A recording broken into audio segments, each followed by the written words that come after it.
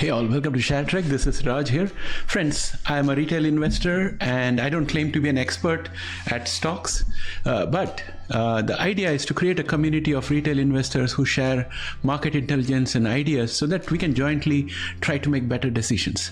That said, I have always said that rate cuts are going to boost the share price and so on, but during the weekend, I came across an article in Economic Times. It's an Indian financial newspaper. I check out the Economic Times from periodically because I'm taking a look at my Indian stock holdings, and there was an article out there that caught my eye, and basically they did a comparison between Nifty and Fed rate cuts to see how Nifty reacts to Fed rate cuts, and the results were shocking. It showed that Nifty keeps on going down as a rate cut happens, and after a period of time it picks up. So I thought, let us do a comparison with QQQ and see how QQQ responds to Fed rate cuts. So I took two time periods, 2001 and 2008, which are the key periods when things were difficult and rate cuts were done, and I'll share that information with you, and that's what this video is about. And the results are contrary to what I was thinking, so I've changed my opinion. So let's look at the disclaimer and then let's get started.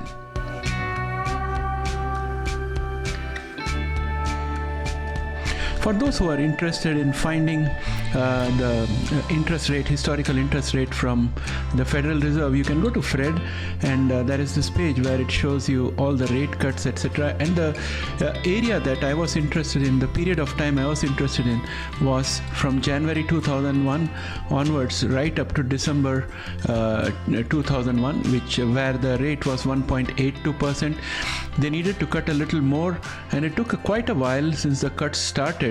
The cuts started somewhere around November 2000, and it took quite a while until May of 2004 before the rate started picking up again, which means that during this period of time we had a recession. This gray band out here shows recession. Same is the story in 2008. We had a recession in 2008 that lasted all the way up to June 2009. We are going to look at the TradingView platform. Let me show you what I have here. So this is January 2001 time period. Now, first to move this across, this is January 2001. We had two rate cuts, 250 basis point rate cuts, one on the 3rd and one on the 31st of January. Then the next month, February, saw a huge drop. So in March, there was a 50 basis point cut. Still the market dropped, and the next month things started picking up because of the 50% basis point cuts, but still it was below where they started the previous month. And then there was another 50 basis point cut, which brought us to May, where there was another 50 basis point cut, but there seems to be a strong resistance out here. Things did not improve at all. There was one more 25 basis point cut in June, and then there was a drop, and in August another 25 basis point cut. Then in September, another 50 basis point cut. In October, another 50 basis point cut, and that kind of gave a little bit of a boost in November. And just to be sure, they put another 50 basis point cut, and the drop started to be contained. But in December, there was another 25 basis point cut. Still, things did not improve. And as you saw in the Fed rates graph, the rates were dropped further into the next year. I'll just show you the area that we were in here. So this is where we were in the chart. I marked the interest rates cuts until December 2001.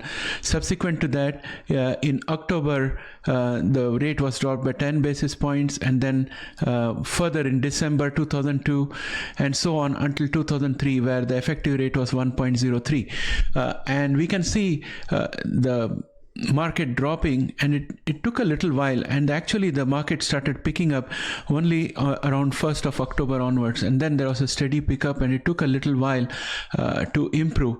And then fast forward to 2008. So we have 2008 out here. So on September 2007, a 50 basis point cut was done, and the market improved a little bit. Another 25 basis point cut was done. Then the next month, it started falling again in November. So in order to prevent things from falling further, in December, they did a 25 basis point cut. That couldn't prevent further fall in January. So in January, there were two cuts. One was a 75 basis point cut and another was a 50 basis point cut. It was like panic. And then the market fell further in February. So in March, they had to cut again. This should be March here. Sorry, I forgot to change this to be March.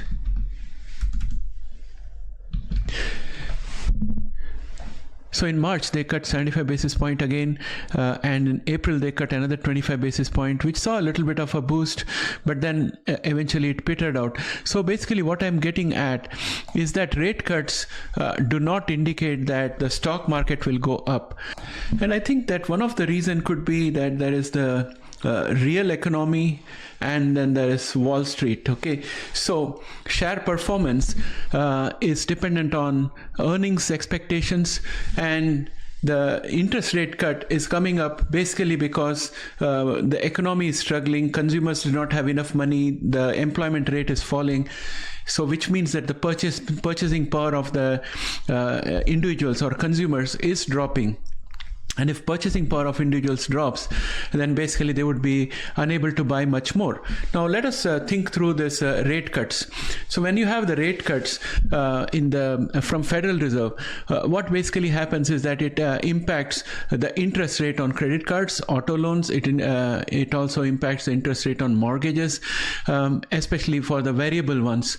So let us take the interest rate in credit cards. For example, they could be as high as 20% at this point of time. So with every 25 basis point cut, it may go down maybe 25 basis point or so. That doesn't give such tremendous relief that people are going to go out and start spending. So that's point number one. The second thing is that when it comes to mortgages, variable rate mortgages, if they go down by 25 basis point, yeah, it does give a little bit of relief to the mortgage holder. And the first time buyer who is buying mortgage, a property for the first time and entering into mortgage becomes eligible for a little more money that they can borrow.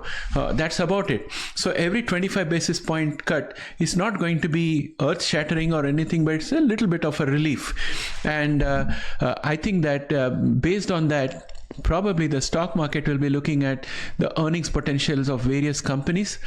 And even though the small caps are going to benefit because of the rate cut, and regional banks might benefit because of the rate cut, because their asset profile will become superior, the balance sheet will look much better. There are some pockets where it will look good, but overall the consumer is weak, and that is the reason why the rate cuts are coming up in the first place.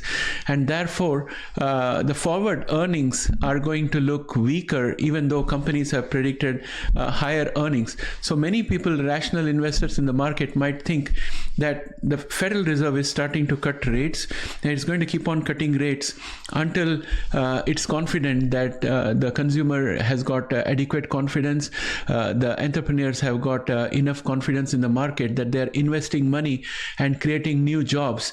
Until that time, Federal Reserve is going to keep on cutting the rate to prevent us from recession and to enable a soft landing, or to prevent a hard landing. Those are the kind of phrases that we hear in the marketplace. So nobody knows whether recession is around the corner. Even the person who created the SAMS rule said that the rule does not apply this time. There will be an exception this time. She believes that we'll still have a soft landing. So there are a lot of opinions around the place. And friends, I'm a retail investor just like yourself. I'm trying to make sense of this whole thing. So I am thinking that I am as clear as mud with regard to what's going to happen when the rates are cut. We saw two examples, 2001 and 2008. In both cases, rate cuts had to be followed up with more rate cuts, and it took a long time, almost a year and a half, before the market started recovering. So I am thinking that I did the good thing by selling and booking profits on the stocks that I had profit with. And I'm thinking that when the market opens on Monday and Tuesday, I would try to dispose of FNGU as soon as it becomes break even or profitable, or maybe mildly at a loss. One of my account has got FNGU with 6% profit. Another one has got FNGU with a bit of loss. So I'll take that decision.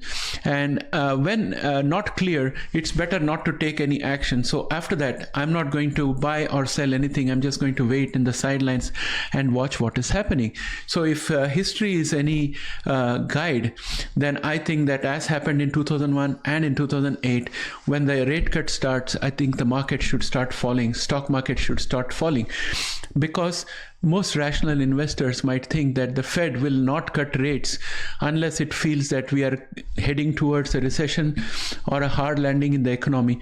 All of that is characterized by a weak consumer demand, and as a result of which employment going down, companies not doing capex, companies reducing their footprint, and that would mean that earnings are going to be down. And we always look at P by E to value companies, to price the companies, and if P by E is going to look bad, then the company's stock price should fall.